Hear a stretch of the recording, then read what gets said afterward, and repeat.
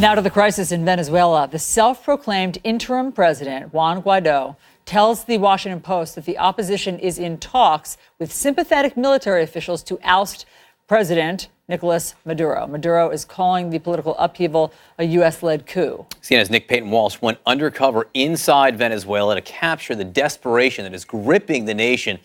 It could lead to political change. Nick joins us now with his exclusive report. He's live in neighboring Bogota, Colombia. Nick, tell us what you learned. John, it is startling how we tend to cast the crisis in Venezuela as some big geopolitical new Cold War battle of wills between Moscow and Washington. But really, for people inside, it's about food. It's about the startling mismanagement and corruption of the Nicolas Maduro government and how that's left people unable to get the daily things you and I take for granted: water, dinner, breakfast. I should point out for you on a technical note, many of the people we spoke to requested anonymity out of fear, and because of how we film, some of the audio isn't the very best, so don't adjust your set. But here is what the last week inside Venezuela looked like. Cross into Venezuela's unending disaster, the world's worst growing refugee crisis. And it's like the world, as you know it, is slowly ending. Oil once made them the richest in South America, but this is now the line for 3 days and nights to get a full tank. In the capital, there's a queue for everything, everywhere. Hunger breeds a special kind of anger. This is how hyperinflation works. These groceries cost $50 now, but because of what's happening with the local currency, they'll be worth double, at least by next month. People paying tomorrow's prices today. There's no queuing for the youngest, living off what, even here, nobody wants. This isn't play, it's practice for self-defense. My brother got killed in July by another gang, says 14-year-old Usmaria. They found the body in the river. We gather stuff, we beg, a piece of chicken skin to take home.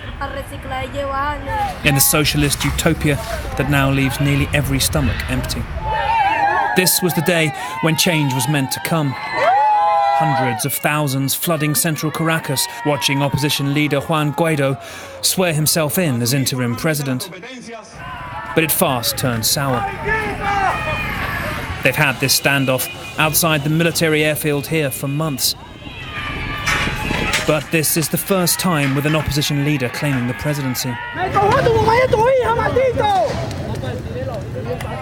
All eyes were on the army and whether it too would rise up. This is the important question really in the standoff. It's about the military's vote. They may be throwing stones at them here, but what they really need is the army to switch sides. That didn't happen. And the police tear gas and motorcycle charges sent us fleeing down side streets. Yes, I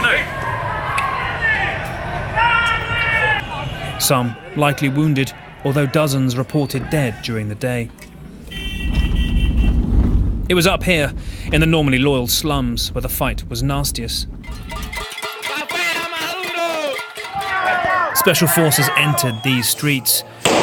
They've been coming back to make arrests all during the afternoon, when we're invited to meet Carolina's extended family, where Maduro's base has long lived. State handouts bought their loyalty for years. But now this is all she has to feed for this day. And they say now they too want Maduro gone. We can't hold it in anymore, one of her cousins says. We're being crushed. We're beggars now, always begging. This isn't political, it's survival. People are killing each other for a kilo of rice, for water. Army defectors outside Venezuela called on soldiers to rise up. But we hear from one junior officer that even when you can't feed your family, it's more complicated. I would say 80% of soldiers are against the government. Some even go to demonstrations. But the big fishers, the senior officers, are the ones eating, getting rich, while at the bottom, we have it hard.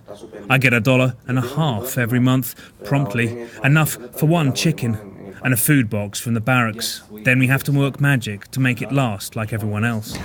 Would you, or the soldiers you know at your level, would you open fire on resistant people in the streets? I'd rather quit. That person could be my brother or my mother. We need a general to flip, to make a change. And as Washington says Maduro isn't president, but Moscow insists he is, everyone else walks zombie-like, further and closer towards starvation. Now, just a reality check here. I mean, a lot of people cast this as a constant and ending crisis. People have been dealing with these economic problems for years. I've never seen them quite so ghastly, but you should bear in mind you don't see daily mass street protests. That large one you saw in that report, people went home quite fast. And so that internal momentum for immediate protest-led change isn't quite there at the moment. John, Alison? Nick, we saw you inside that grocery store there. How are people in Venezuela getting the food they need? This is what is so unbelievably baffling. I mean, the infrastructure of that country still sparkles. It was one of the richest in the region, frankly, just a decade or so ago. And now it's remarkable. You know, we bought ourselves, as we arrived, $200 worth of groceries, and that was a ridiculous amount. It was about 8 bottles of water, some ham, some cheese, some nuts, some fruit. And that in itself, next month, in the local currency, will be worth twice as much. As we said there, things have a self-fulfilling way of becoming more expensive because everyone thinks that tomorrow everything's going to be worth less. Now, just imagine that, $200 for massively overpriced food, so much more than it was when I was there 18 months ago. It really is a daily crisis for people, and one of the ways the Maduro government seems to keep itself in power is the handouts of food boxes every month. You heard that soldier in the barracks. That's how people seem to make ends meet. And then you have really so many others rummaging through trash, something you and I would consider unconceivable, so common wherever we saw there. I mean, even ourselves, on an unlimited budget, we found it often quite hard to get food, and that is so staggeringly the reason why people are so furious right now. John? Nick, we heard one of the people that you interviewed say we need a general to flip. And so what are the chances that the military would turn against Maduro? This is the big question. As it currently stands, and we saw a lot of this in there, you hear a lot from the rank and file that they're angry and they go through the same problems all Venezuelans go through. But there's the riches that seem to keep the generals and the higher ranks in power there. And so long as that is all secure, and so long as those generals manage to keep their subordinates on the leash, so to speak, it's very hard to imagine how we'll suddenly see the military defect. And without that, it's also hard to see how Maduro gets kicked out. You know, we see Juan Guaido there, a charismatic figure, selling a message of hope to the people, many of them middle class as well, but he doesn't, it seems, represent those in the slums you saw there too. They have their own separate poverty-based fight, and so we're in for months of problems here, potentially, rather than some sudden, swift change in power. Back to you. Nick Paton Walsh, thank you so much for the reporting. I mean, John and I report on this every day, but until we saw your pictures and what the kids there and the parents are resorting to, I think that I wasn't able to get my head fully around what's going on in Venezuela. Thank you very much, Nick.